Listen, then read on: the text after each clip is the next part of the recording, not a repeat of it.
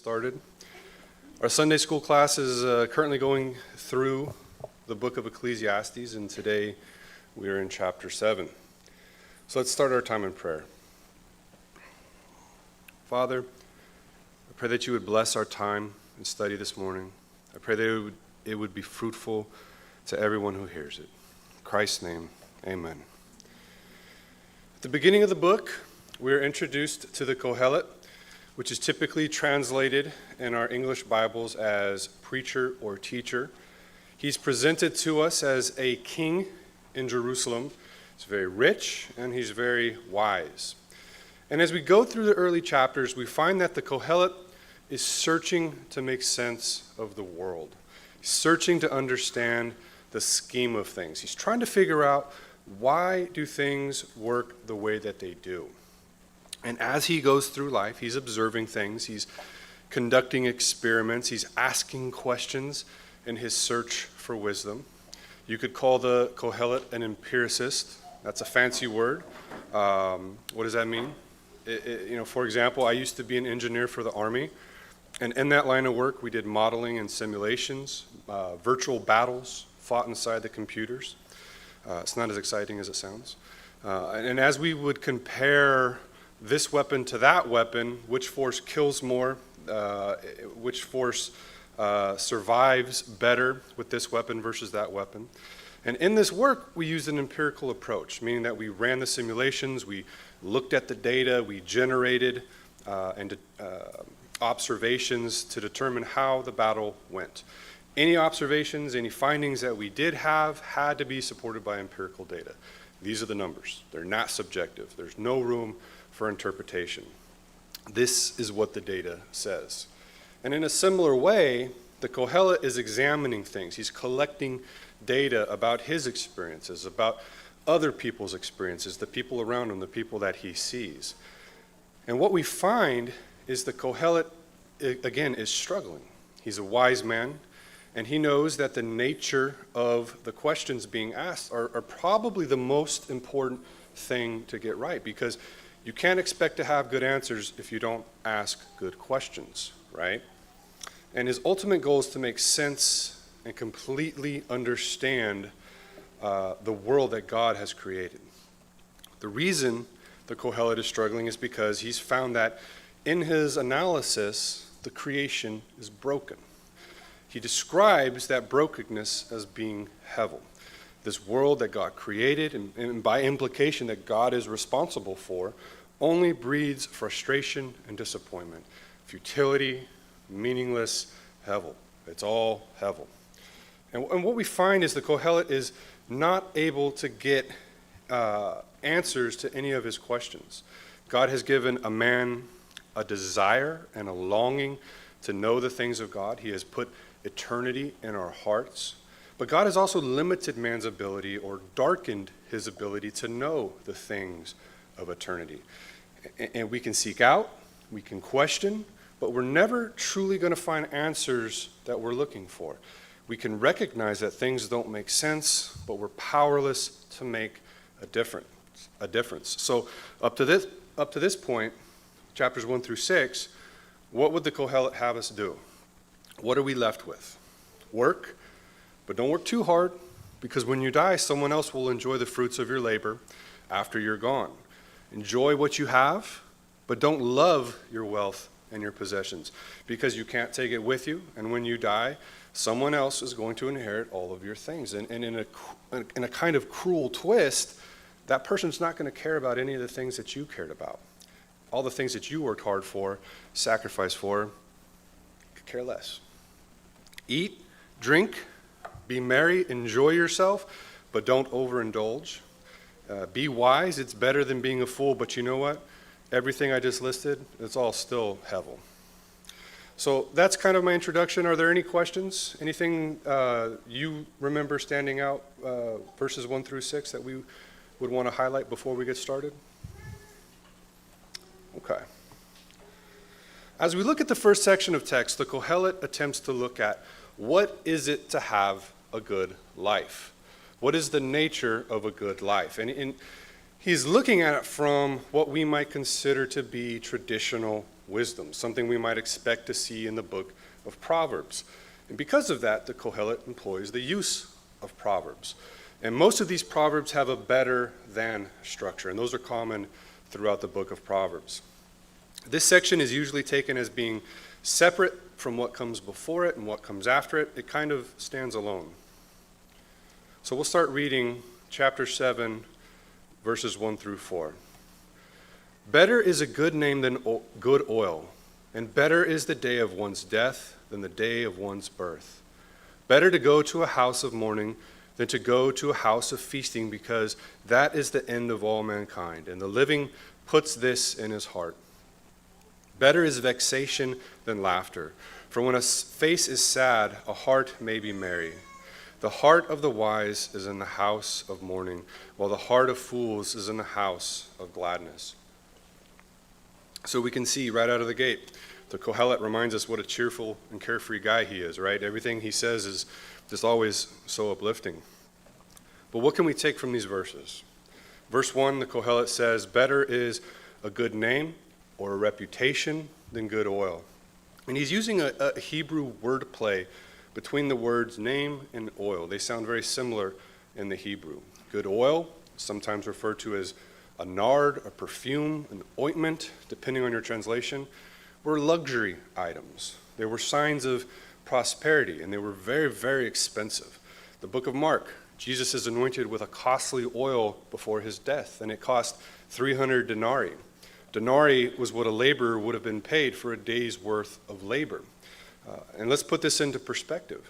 Think of something that you would have to save every penny you earned for 300 days to buy. You weren't buying food, clothes, rent.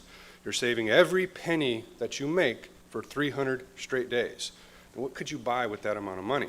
That's crazy expensive, right? And that's what this good oil costs. And having a good name or having a good reputation is better than having this precious treasure. In this verse, the idea of having a good name goes deeper than just having a good reputation as we might think of it. Because after all, a good reputation, may be undeserved. This is referencing someone's inner or true character. A scent from an oil or a perfume, it wears off, right? You put cologne on and you have to put more cologne on tomorrow. But a good name lasts sometimes forever. And this is echoed in the book of Proverbs, chapter 22. A good name is to be chosen over great wealth. Favor is better than silver and gold. So having a good reputation is better than having treasure. Verse 1 continues with a second proverb, but this one has a twist to it. It says, better is the day of one's death than the day of one's birth. Really, Kohelet. We almost get the idea that the Kohelet just might be tired of living, right? That he has this kind of world weariness about him, that, sweet death, when it finally comes, is going to release him from the hevel of this world. And as he continues with these verses, he continues this line of thought. Better is the day of one's death than the day of one's birth. Better to mourn and spend your time in the house of mourning than to feast in the house of drinking, the house of feasting, the house of riotous celebration. Better is vexation or grief or sorrow or sadness than laughter. So what the Kohelet is telling us here is, when and where do we find wisdom? So let's ask that question. When and where are we most likely to contemplate the deep things in life? When everything is going great? When all is right with the world? When life seems to be one big party after another, pleasure after pleasure, win after win? When we are endlessly entertained with mind-numbing things? Or are we more likely to find ourselves in retrospective thought when life is hard? When we face challenges that cut into us and end up defining us? When death shows up and it feels like he just cut off one of your limbs? People, especially younger people, like to pretend that life goes on forever. But the Kohelet is here to tell us that, no, I'm not going to let you get away with that. Life doesn't go on forever. You are ash and dust, just waiting for the breath to leave your lungs. And when it does, you will too return to the dust. And as grim as that might be to think about, is it better to mourn than to celebrate? Well, it is better. Is it better to grieve than to laugh? Is that really true? I think so, but from a certain point of view. When do you really evaluate and take stock of your life? When your friend dies or when your friend has a baby? Because that's what these verses are talking about. It's not your death that's in question, it's death surrounding you, death next to you. Better to go to your best friend's funeral than to celebrate the birth of their child. And at a funeral, when we brush past death, it forces us, it causes us to consider just how short and just how fragile life is. And as happy as we might be for our friend because of their new baby, what amount of reflection do we engage in at that moment? We tend to judge life, right, by what is pleasant, not necessarily what is good for us. And the two aren't always the same. But what the Kohelet is forcing us to answer is, what yields the most benefit to you as you live your life? There's a goodness in being forced to contemplate the weightier matters of life.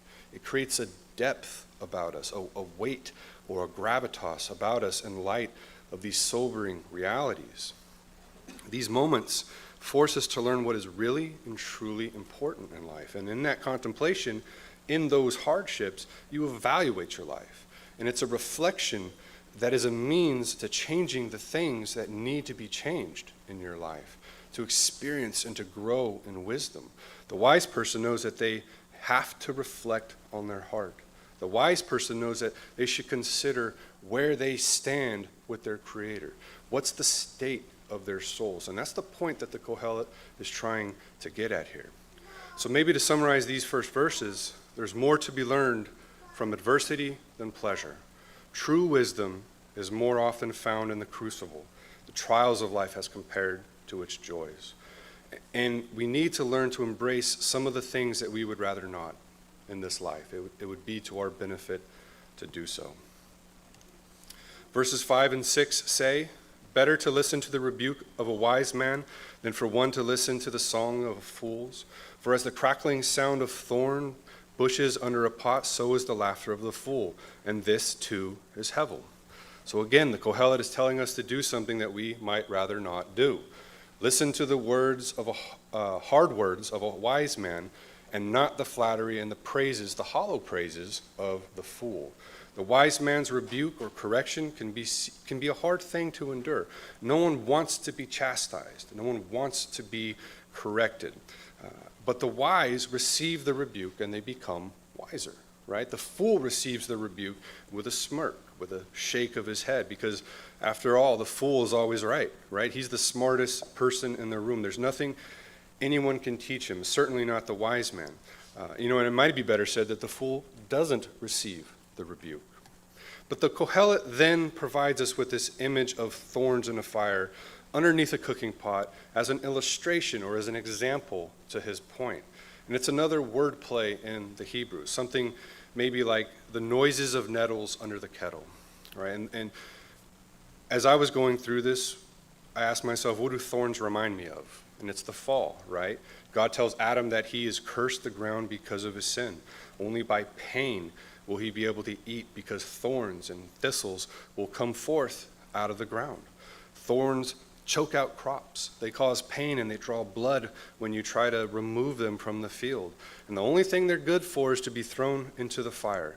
But even in the fire, they're still useless. They make a prickly, a snapping sound, almost an annoying sound when they burn.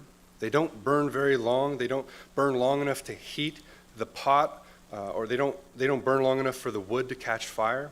And when they flare up, they go out. And then you're left with cold stew. It's hevel. It's worthless.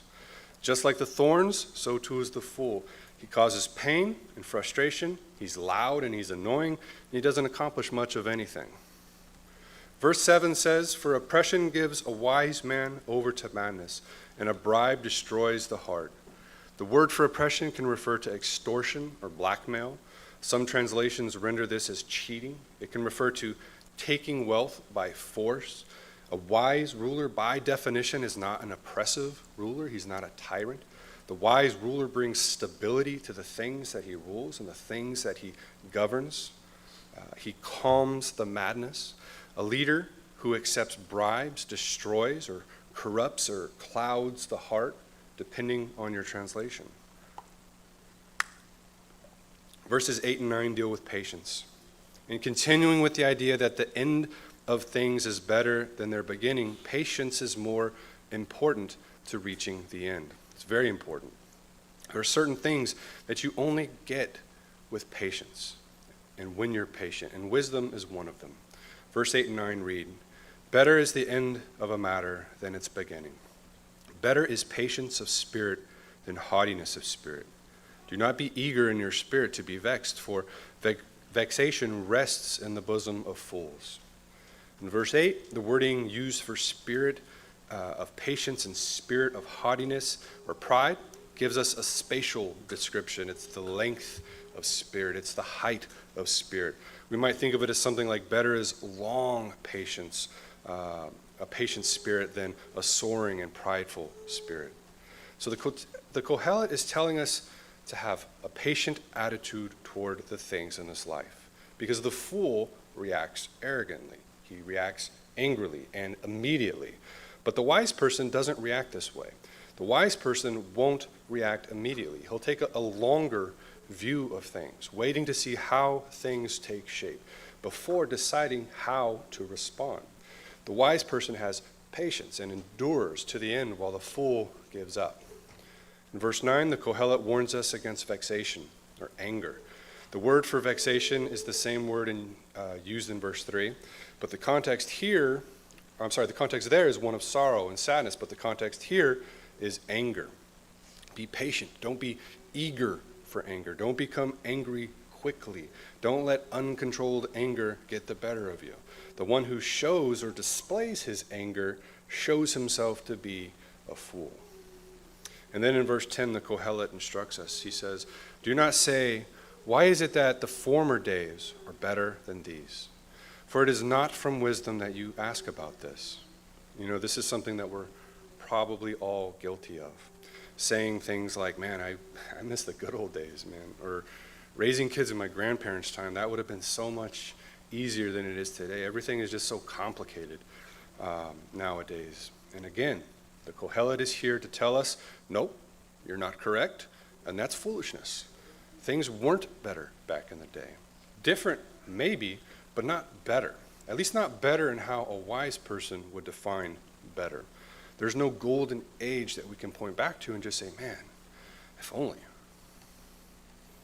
Verses 11 and 12, wisdom along with an inheritance is good and an advantage to those who see the sun.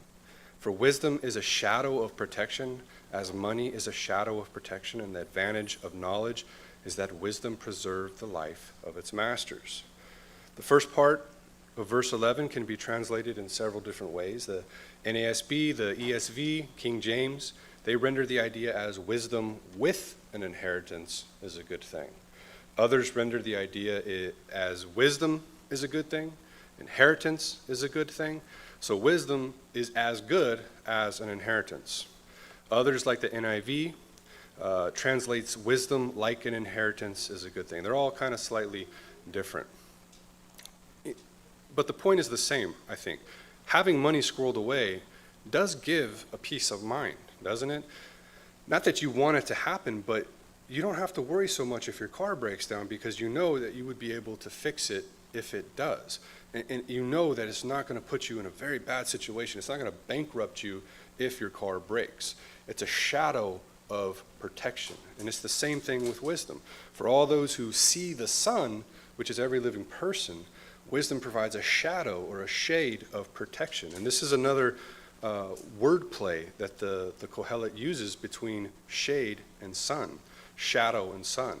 Having some money won't stop the sky from falling, but it does provide a real level of protection in life, a real defense to the hard realities of life, and that's a good thing. And in the same way, wisdom provides those who have it with a real level of protection, and it's a real defense to many of life's problems.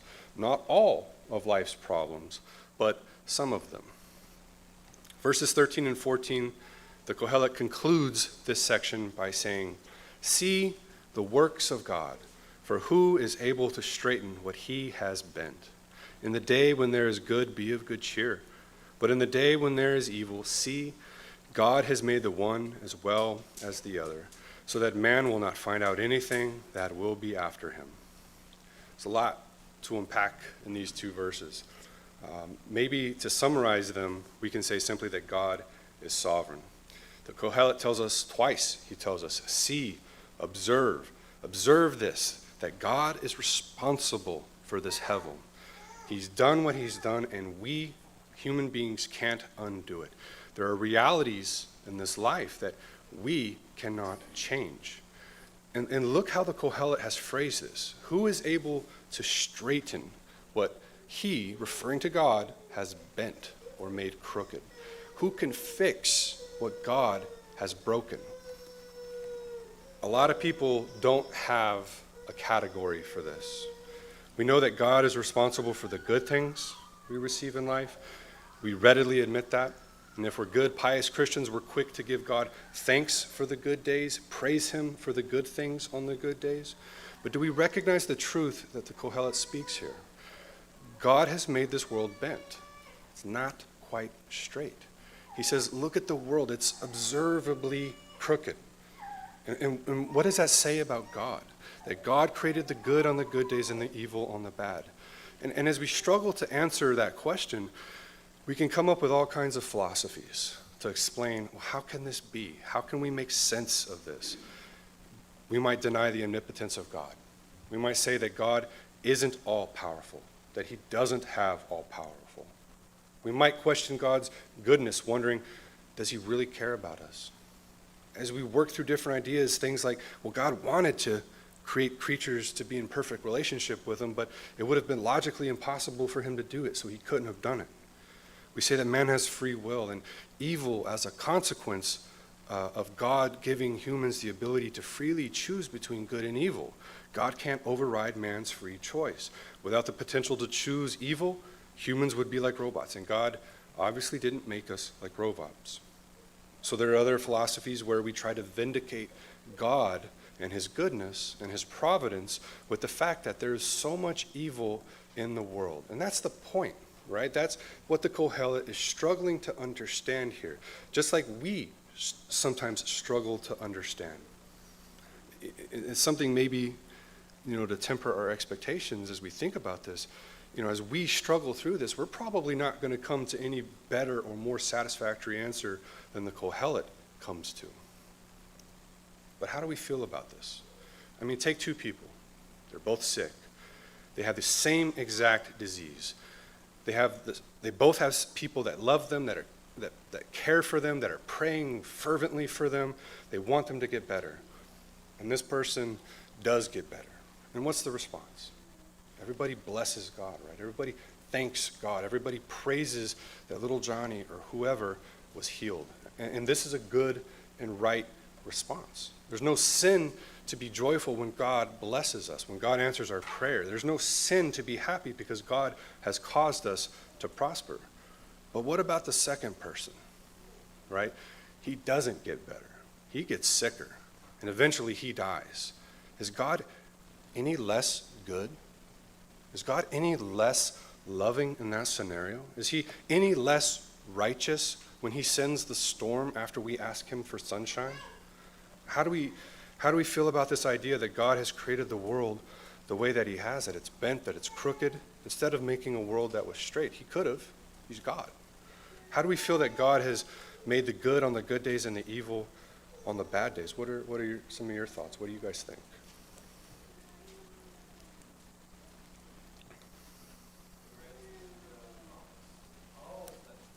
Yeah. Yeah. Yeah. That's what you have to do. Even in the bad times. God says be thankful for everything. Right? Are we thankful in these hard times? Are we thankful in the struggles, in the difficulties? It's a real challenge. I think there's a certain comfort that we have, and that Helen has too, that even in the day of adversity, that the fact that God is sovereign is neat. That if the universe was just some random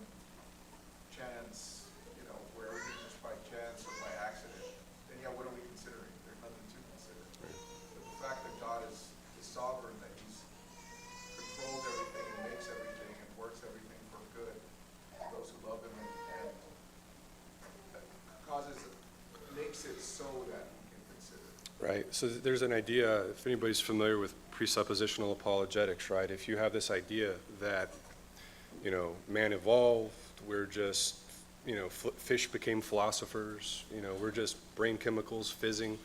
There is no right and wrong, right? We're just one fizzy thing bumping into another fizzy thing, right? But how do you define what is good, what is evil, without some objective standard, right? How do you know what's moral if you don't have a moral law giver, right? You can't. And so you may say like, well, rape is my preference. I don't like it, but it can't say that it's wrong, right? Because who are you to say if there's no absolute right and wrong because there's a God that just prescribed it? At that point, we're just saying what my preference is versus what your preference is, and who's right, who's wrong. The stronger is right, because I can force my belief on you. And that's kind of what you're saying is where, that's not how God made the world. Yeah. Any other observations or questions or comments? Yeah.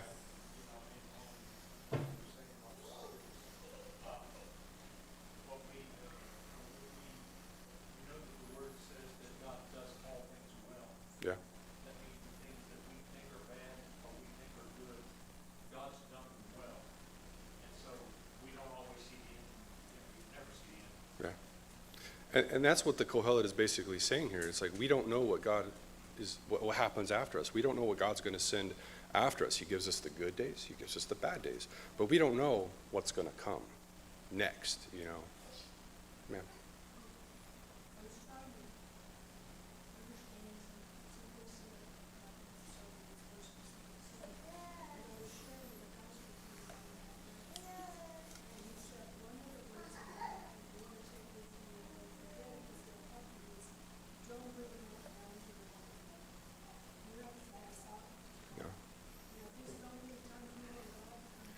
Yeah. Yeah.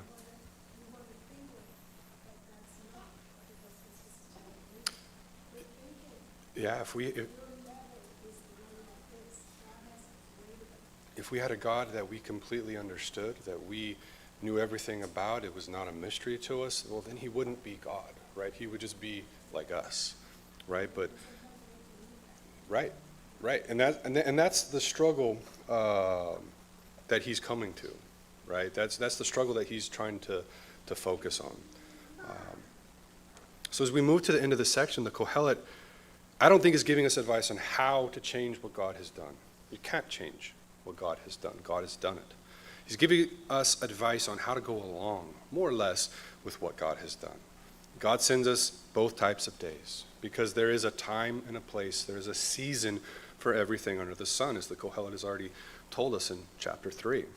And if we take the Kohelet's advice, enjoy yourself on the good day, make the best of the bad day, accept life as it comes. Things will go better for us over the course of our lives. We don't know we don't know what God has in store with us. We don't know the knowledge of the future because even that is held from the wise. We just don't know it. So with that, let's move to the second section of our text, and we'll start by reading verses 15 through 18. I have seen everything during my days of Hevel. There is a righteous man who perishes in righteousness, and there is a wicked man who prolongs his life in his evil doing. Do not be excessively righteous. Do not be overly wise. Why should you make yourself desolate? Do not be excessively wicked, and do not be a simple-minded fool. Why should you die before your time? It is good that you seize one thing, and also not let go of the other. For the one who fears God comes forth with both of them. So similar to God sending good days and evil days and the conundrum that presents for us, the Kohelet is telling us that he has seen the godly die, presumably at a young age, in his righteousness or regardless of his righteousness. And the Kohelet says that he has seen the wicked live a long time with presumably a wicked life, but from our standards, a pretty nice life. The Kohelet is telling us that he has seen and observed these real-life examples that seem to contradict the book of Proverbs that tells us that, if you live a godly life, if you seek wisdom, then you'll have a happy and long life. And if this is what we believe and only what we believe, then the Kohelet is here again to tell us, nope, that's not always true. Good people suffer, evil people thrive. I've seen it. It's not fair, but it happens. So given that this injustice exists, how does the Kohelet advise we live? What's his solution? It sounds like he's saying be moderate in both your righteousness and your wickedness. Be somewhat wise, be somewhat foolish. But whatever you do, just don't be excessive or extreme in any one direction. What kind of middle of the road advice is this? It sure sounds like he's telling us to be a little bit sinful and a little bit righteous. Those can both be good things. That the man of God will actually possess both of those things. So what does he mean here? Tell a few dirty jokes? Watch a little bit of porn? The Kohelet seems to be giving us advice that contradicts the rest of the Bible. So here are some of the possible explanations that I found in my studies. First, an extreme zeal for religious duties can make life unbearable and harsh for you, for the people around you. Think of the person that constantly fasts to the point where he's getting sick. Think of the person that practices a severe form of asceticism. He beats himself, he whips himself every time he sins. It's possible that the Kohelet could be using the term righteous in the sense of being right in one's cause. And he's saying, don't be that guy that has to be right. People who have to win every argument will eventually alienate everyone around them. Maybe the Kohelet is giving us advice and a warning against being kind of self-righteous. We could think of the text as being something like, do not be greatly righteous. Do not be righteous with the aim of great righteousness. Do not become bloated with wisdom. So maybe the Kohelet isn't warning against true righteousness, but a warning against a kind of righteousness that is excessive, that is showy. Something I think of Matthew 23, where Jesus says, "Woe to you, scribes, Pharisees, you hypocrites, for you tithe mint and dill and cumin, you have neglected the weightier provisions of the law, justice and mercy and faithfulness. But these are the things you should have done without neglecting the others. You are blind guides. You strain out a gnat but swallow a camel." We could look at something like this and we could easily think that the Pharisees are being overly or excessively righteous. Maybe they're kind of pretending to be righteous. Possibly the Kohelet is warning us to not pursue wisdom or righteousness for profit. He's giving a warning to those who try to force God's hand with the idea of, hey, I fasted today, so now God, you owe me this. That's not going to work. God doesn't work that way. Maybe the Kohelet is saying, don't rely on your wisdom. Don't rely on your righteousness. You're not really that wise, and you're not really that righteous. Maybe the Kohelet is giving us a warning to the person who is genuinely righteous and lives a genuinely righteous life. You may suffer from it. You may lose your job. You may lose your freedom in this life. You may lose your life for righteousness' sake. Jesus tells his followers to count the cost because it's going to usually cost you something to follow him. Maybe the Kohelet is telling us something like, be wise as serpents and innocent as doves. Maybe the Kohelet is being ironic and his readers would have picked up on that. Be wise, be foolish, be righteous, be sinful, be whatever you want to be. Or maybe just the Kohelet has seen it all. He's thrown up his hands in despair, and he just doesn't know. He's frustrated. He can't figure out the straight path through the cloud of Hevel, and he's just, I don't care anymore. You do whatever you want. It doesn't really matter. So there's some challenges in understanding what he's actually trying to say, because, again, it seems like the Kohelet sometimes contradicts not only himself, but the rest of the Bible.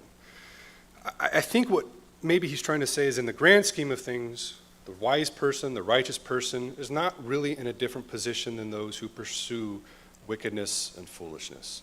Man, human beings, are powerless over and against God, and the first step in possessing true wisdom is accepting that fact. And immediately after telling us to not be too wise, he takes a sharp turn and tells us a proverb of the goodness of wisdom. The Kohelet says in verse 19, wisdom strengthens a wise man more than 10 men with power who are in a city. So wisdom is powerful. It is encouraging. It gives strength to the wise. It's something we want to have. And after that proverb, the Kohelet immediately takes another sharp turn. He says in verse 20, starting in verse 20, indeed, There is not a righteous man on earth who continually does good and who never sins. Also, do not give your heart to all words which are spoken, so that you will not hear your slave cursing you. For your heart knows that you likewise have many times cursed others. So he's saying that everyone is a sinner. There's no completely righteous man. And that's something that's echoed in the New Testament. Romans 3, as it is written, there is none righteous, not even one. Everyone is a sinner. Everyone stands guilty before God. No one is perfect. You are not perfect. Don't believe me, the Kohelet says? Let me prove it to you. The Kohelet then provides us with another example, something that probably everyone has done in their life at some point.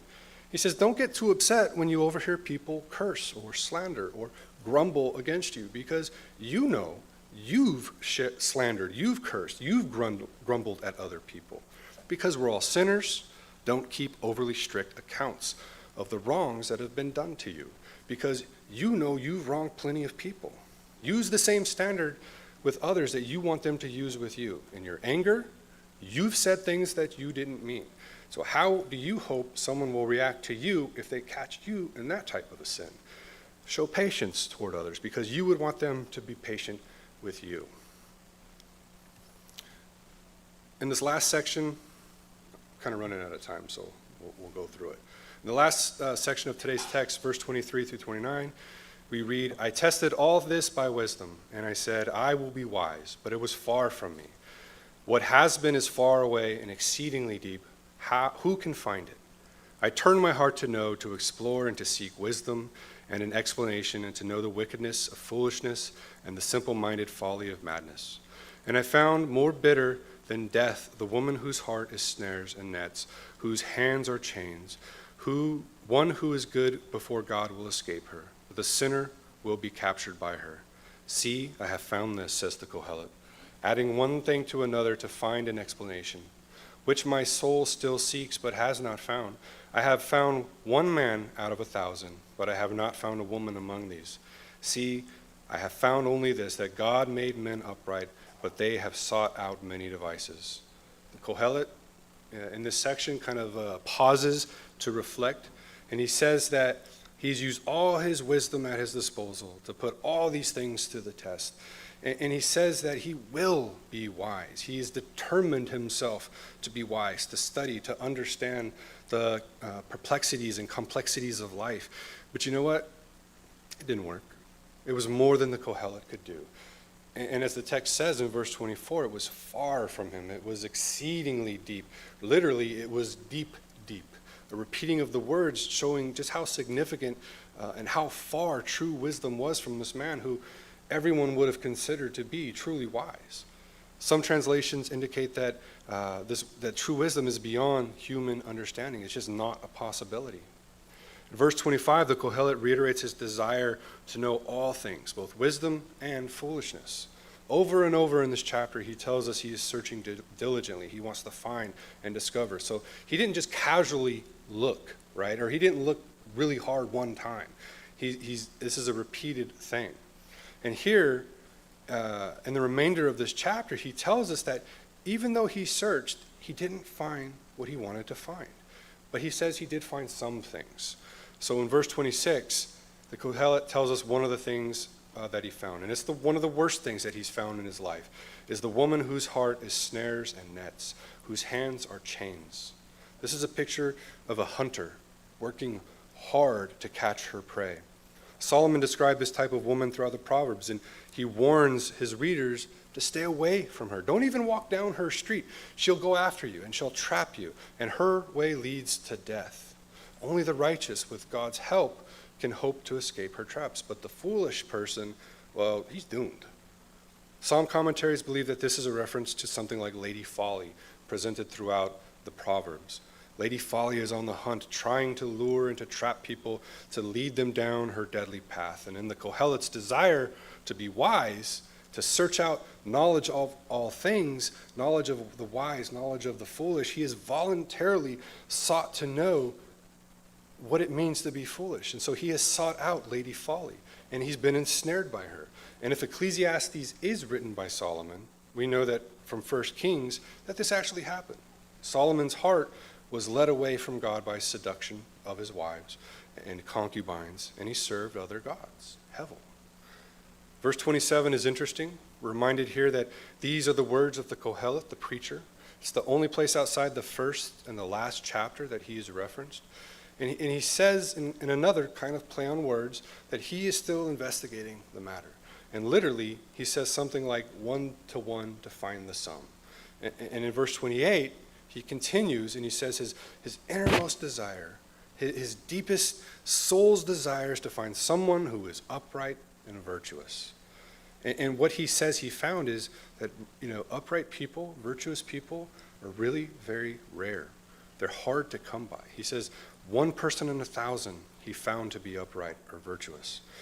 1 needle in a haystack, not much else. Verse 29, the Kohelet tells us the last thing he found through searching and through his observations. He found that even though God made man upright, this is most likely a reference to God making Adam and Eve morally good in the garden before the fall. Man didn't stay upright. And every single person went wrong. They corrupted themselves.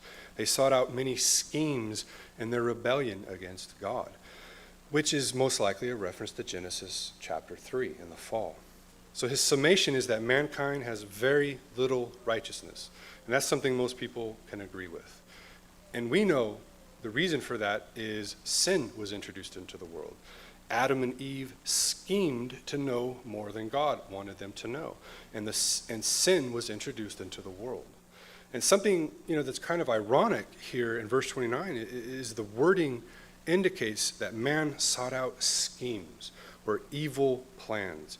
And it's the same wording for the seeking out that the Kohelet has done in his desire to understand God in an exhaustive way.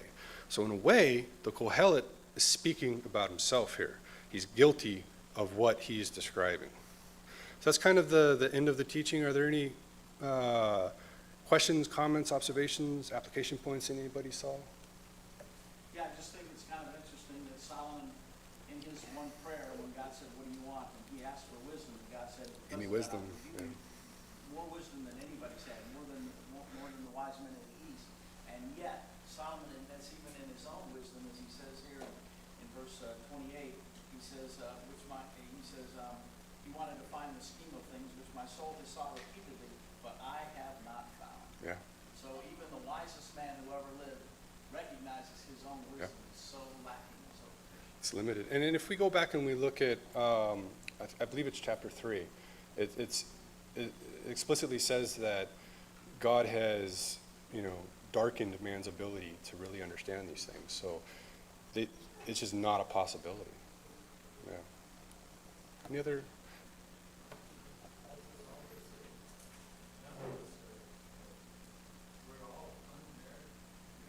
Yeah. Yeah. Yeah. Yes, sir. Yeah, it's a question of, wages versus grace, right? If wages versus a gift. If you're given a gift, it's nothing you did to deserve it. If you're given what you deserve, what you worked for, then we all know that the wages of sin is death. There's none righteous, not even one, right? Yeah. Yeah. That's the bad news, but the gospel, the good news is that Christ came to save sinners, right? And we are all sinners, and so Christ came to save us first and foremost. Yeah, it's good. So I said earlier in my introduction, throughout the book of Ecclesiastes, the Kohelet is searching to understand why things work the way that they do, and he's struggling to find a satisfactory answer. He's asking a lot of the right questions. He's not getting any answers. His ultimate goal, again, is to completely understand the world that God has created. And what he fails to understand, I think, is that to really and completely understand this world and how it works and why it works the way it works, in order to do that, you have to be able to understand completely the God who made it. And that's the source of his frustration, because he's realizing, as Ray said, he can't find out why God has done what he's done. And if he can't do it, then no one can do it. It can't be found. And it's almost like he hasn't read Deuteronomy 29:29 that says, the secret things of this world belong to God. He doesn't know that, or he doesn't want to accept that. The secret things belong to God alone. That God has given us what he wants us to know, and everything else is hidden from us. The Kohelet can't achieve the object of his search. And that is why everything is vanity. Everything is meaningless. Everything is futile. Everything is hevel in the Kohelet's eyes. And I know this can be a depressing message, but as we reflect on what the Kohelet is saying, I think what we can take away is, first, wisdom and righteousness do not guarantee us blessing. That's a sad truth. In many cases, being righteous guarantees the exact opposite. Second, no matter how much one desires to know all the things of God, you can't know God exhaustively. It's beyond our ability to do so. So with that, we'll close in prayer. Father, we thank you for your word. We thank you for the blessing of being able to wrestle with some of these hard truths found in your word. But I pray that your truth would bless us. In Christ's name, amen.